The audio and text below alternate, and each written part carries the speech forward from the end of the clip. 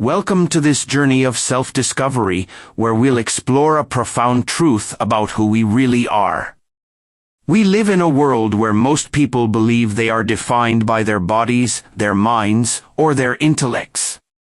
But the reality is much deeper than that. In this video, we'll delve into the ancient wisdom that reminds us we are not our bodies, nor our minds, nor even our intellects. We are something far greater. We are souls, eternal and divine. Let's start by breaking down the difference between the body, mind, intellect, and soul. These are four distinct aspects of our existence, and understanding their differences is key to unlocking our true identity. 1. The body. The body is our physical vessel.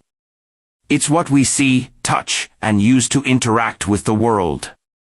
The body ages, gets tired, feels pain, and eventually perishes. But is this truly who we are? Can we define ourselves by something that is temporary and ever-changing? 2. The mind. The mind is our center of thoughts and emotions. It's where we experience feelings like happiness, anger, sadness, and fear. The mind reacts to our surroundings and constantly processes information. However, we must ask ourselves, are we just our thoughts and emotions? Our thoughts change daily, sometimes even hourly. Surely, there must be something deeper.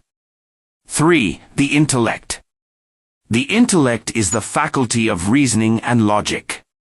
It helps us make decisions, analyze situations, and choose between right and wrong. But even this intellect, while valuable, is not who we truly are. It's a tool we use to navigate the complexities of life. Now, we come to the most important part of our existence, the soul. The soul is who we truly are. While the body, mind, and intellect are tools we use in this life, the soul is our eternal essence.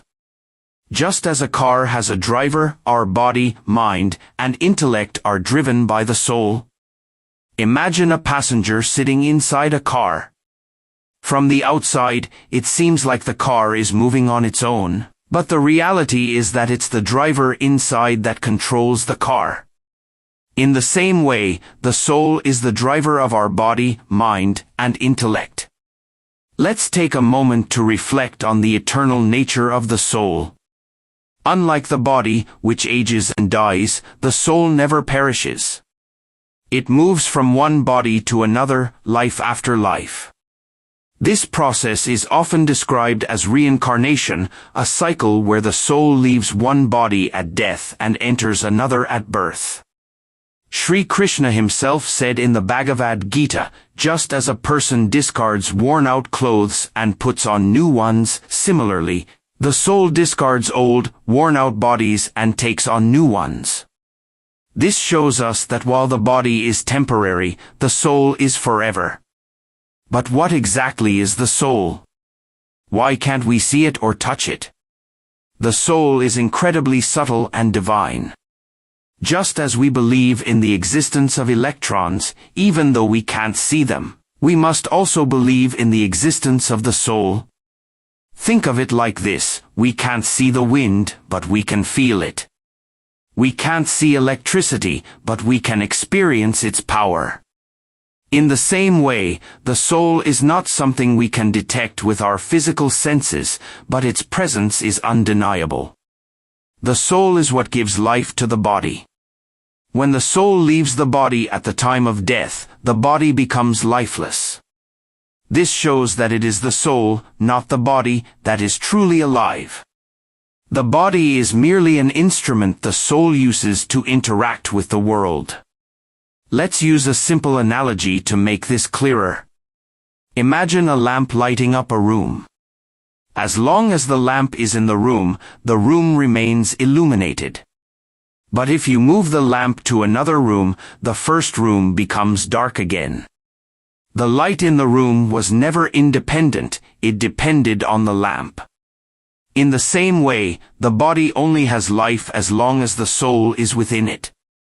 When the soul departs, the body loses its life. Now, let's take this understanding one step further. Just as the body is dependent on the soul for its consciousness, the soul itself is dependent on God for its life force. God is the supreme source of all consciousness. It is through His divine power that the soul is able to exist and experience life. In fact, it is said that God is the one who gives consciousness even to the conscious soul. In the words of our scriptures, God is the consciousness that gives life even to the soul. Without God's divine presence, even the soul would be lifeless. This is why it's essential to recognize that our true identity is not just as a soul, but as a soul connected to the divine. It is God who sustains us, who gives us life, and who guides us on our spiritual journey. Now that we've understood this, the question arises, how do we live as a soul rather than just as a body or mind? The first step is to change our perspective. Most people go through life identifying themselves with their physical bodies or their mental thoughts. But when we realize that we are souls, everything changes. We no longer fear death because we understand that death is just a transition for the soul. We no longer cling to material possessions because we know they are temporary while the soul is eternal. Shri Krishna also said that those who think of themselves as just a body are the most foolish. This is because they are blind to the truth of their real identity. It's like looking at the waves on the surface of the ocean and thinking that's all there is, without realizing that the ocean is vast and deep beneath those waves. Similarly, the body, mind, and intellect are just surface-level aspects of our being. The real truth lies much deeper in the soul. In conclusion, the most important realization we can have in life is that we are not our bodies, our minds, or our intellects. We are souls, eternal, divine, and conscious beings. The body is merely a vehicle for the soul, and just as a car needs a driver, the body needs the soul to function. Once we understand this truth, we can begin to live a life of greater meaning and purpose. We can move beyond the limitations of the body and mind, and focus on the eternal journey of the soul. This realization also brings us closer to God, as we acknowledge that it is His divine power that gives life to our very souls.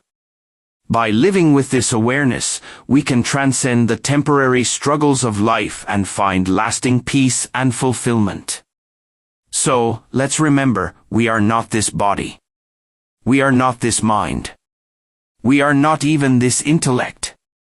We are the soul, the true self, and the divine spark within us is what gives life to everything else. Thank you for joining us on this journey of self-discovery. Don't forget to like, share, and subscribe for more spiritual insights.